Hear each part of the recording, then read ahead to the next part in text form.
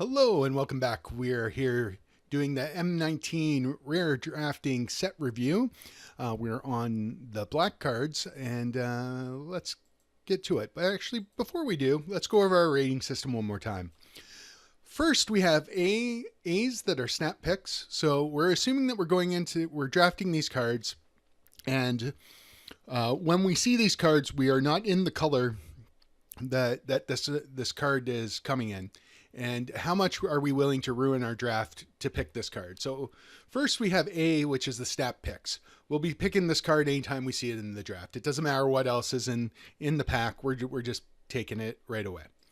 B is strong consideration. We will be picking this card over everything but the very best draft cards.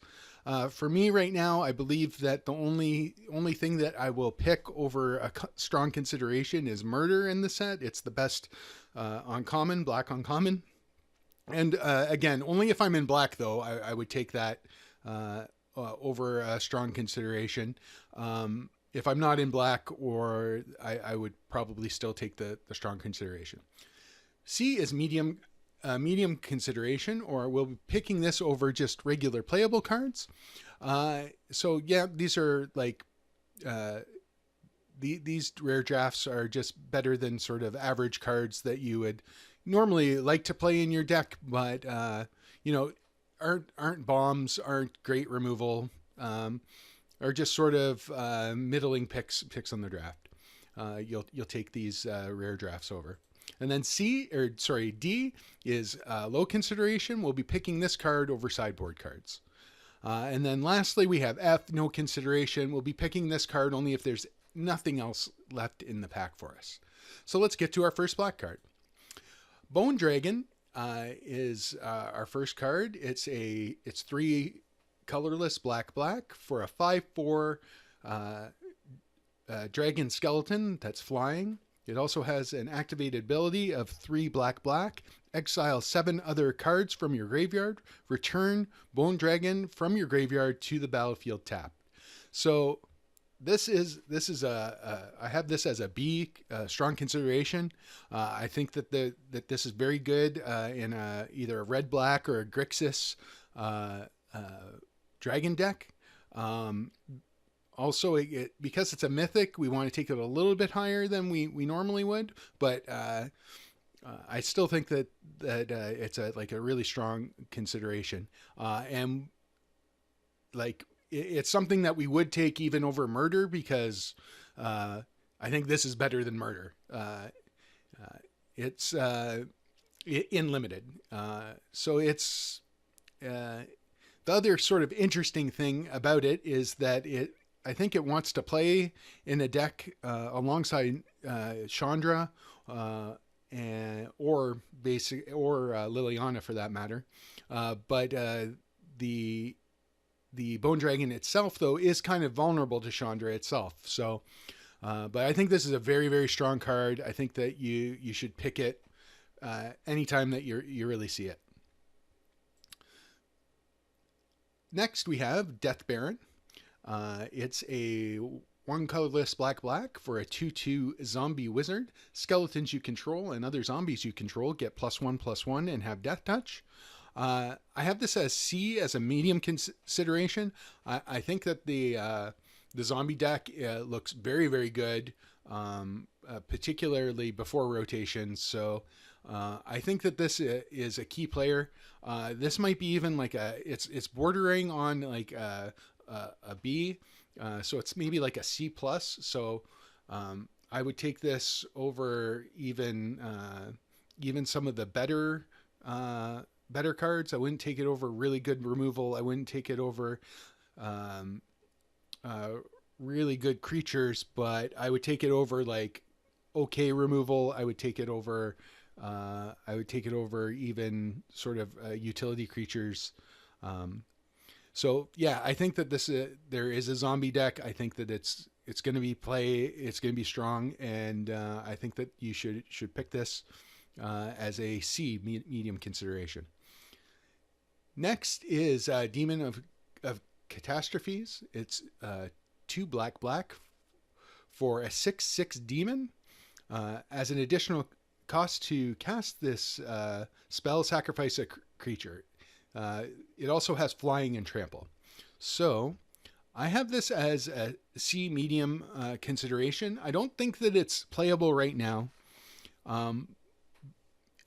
Just because of how dominant Chain Whirler is right now. I don't think that you're going to have like a token or something that you're gonna want to sack to get this going. However, I think that post rotation, if Chain Whirler has less of effect on standard, then Demon of Catastrophes actually gets much better. I think that I think this is a really strong creature. It reminds me a lot of Desecration Demon, although it doesn't have an ongoing cost. You only have to pay the cost once. If you're able to give this haste somehow, that would really increase its value as well. So keep your eye out for something like that. But right now it's not playable, but I think post rotation that there is a good chance that it becomes so. So I have this as a C medium consideration. Next we have Fraying Omnipotence. 3 colorless black for a sorcery. Each player loses half their life, then discards half their cards in their hand, and then sacrifice half the creatures they control round up each time. So I have this as an F, no consideration. I'm really not interested in this type of effect, especially because it's symmetrical. If it was like did one player, it would be interesting. I think this is pretty much a commander card.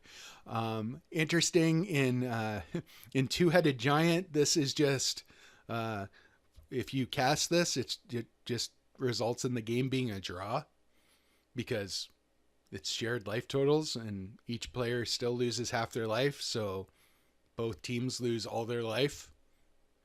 Anyway, I don't think this is going to see any play in standard, so I have this again as an F, no consideration.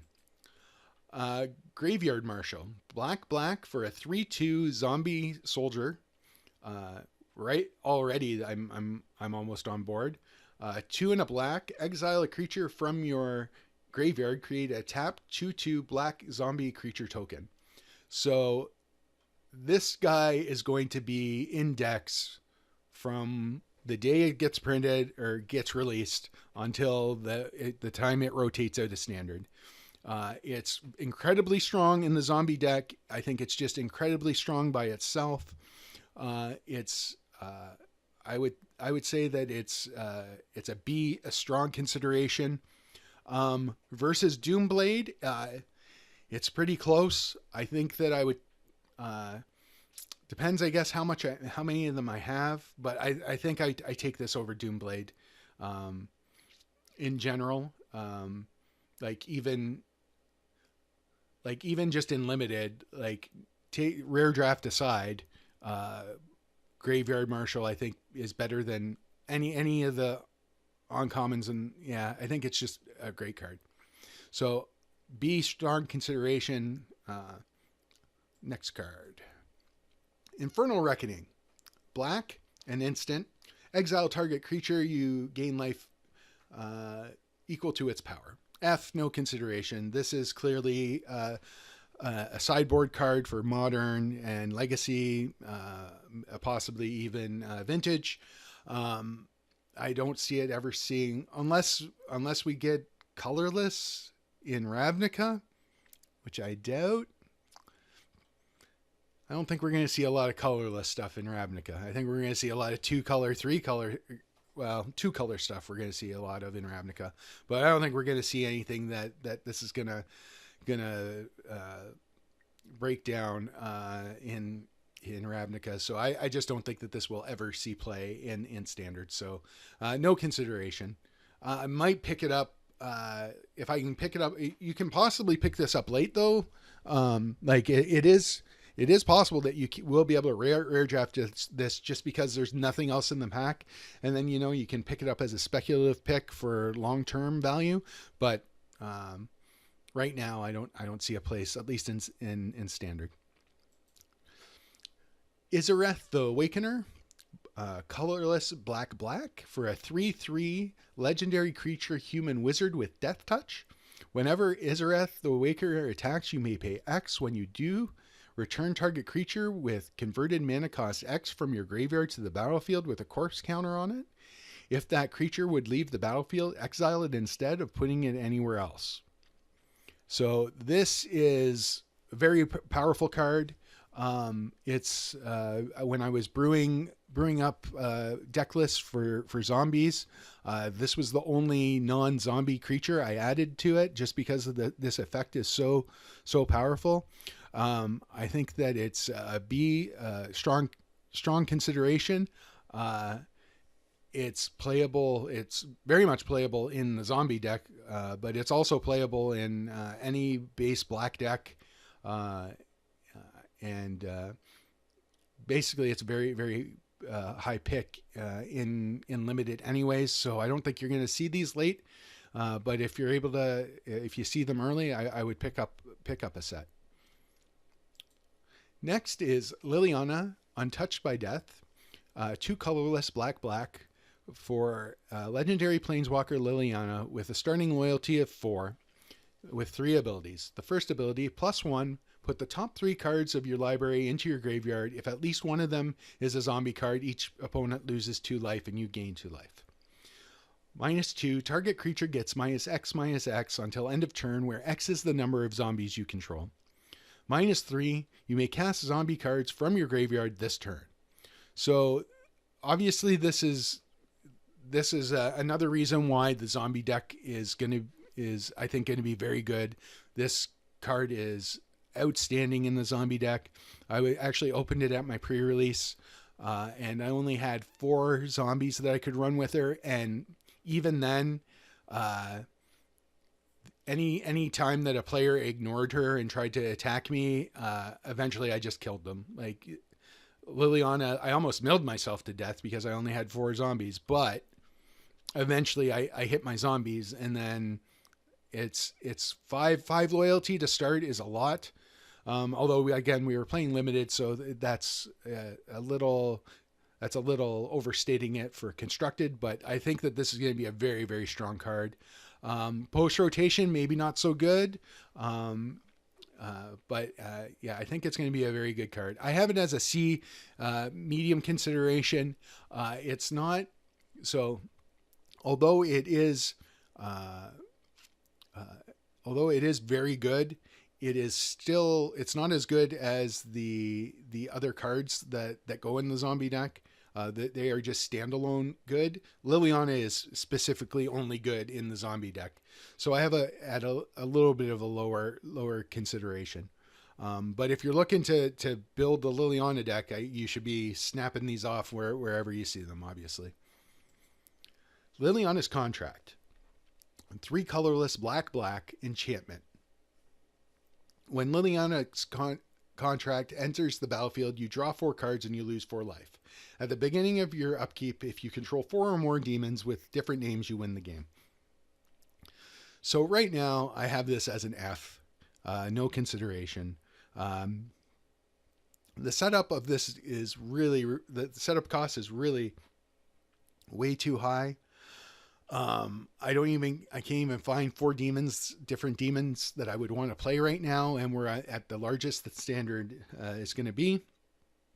Although I guess there will be another standard that'll have 8 sets in it, that Liliana's Contract will be legal, and maybe it'll be better later on. But right now, I just don't see this being a player. You probably will be able to pick it up late, although 4 cards for 4 life in limited is for 5 mana. It's marginal. But yeah, I just don't see that this being a card that I'm going to play in standard. Next card, Open the Graves, 3 colorless black for an enchantment. Whenever a non-token creature you control dies, create a 2/2 black zombie creature token. the D, low consideration. The price is, it's a little too expensive. Would rather play Planeswalkers at 5 mana. It is possible though that this will become good in the fall. When some of the better 5-drops for the zombie deck go away, and if there happens to be some zombies in the Guilds of Ravnica set, then it's possible that this becomes playable. But right now, I don't think it is. I do see a standard where it could become playable, so that's why we have it as a D, low consideration. I'll take it over, although I don't think that you're going to be able to see this late. I think that it's going to be taken by the black drafters fairly early. I played this again at my pre-release, and it was when I was able to resolve this, and I got maybe 1 or 2 turns with it in play, I just felt like I couldn't lose the game. Philacerty Lich, I butchered that. Black for a 5/5 creature zombie, indestructible. As Phylactery Lich enters the battlefield, put a Phylactery counter on an artifact you control. When you control no permanents with Phylactery counters on them, sacrifice Phylactery Lich. They're really punishing me for not knowing how to say that. I think that this is an F. It's a cool design. I like the design. But I don't see there being, like, really this needs to be in a mono black deck. I guess the zombies deck, it's possible, but I just don't know what artifacts you're playing in the zombie deck that you would put the counter on. You'd probably want to have at least, I don't know, like 10 artifacts in your deck to turn this on. Probably somewhere between 8 and 12, but let's say 10. And I just don't know what that would be. I guess you could use Scrap Heap Scrounger and maybe Heart of Kirin or something. But then those are pretty vulnerable. Anyways, I just don't see this as having a place in standard. But I could be wrong on that one. But at this point, I just have it as F, no consideration. So that completes our black Rare Draft set review. If you're interested in seeing more, hit the subscribe button, and you'll be notified whenever we add another one. Later today, I will be adding the red cards. So hopefully we will see you then.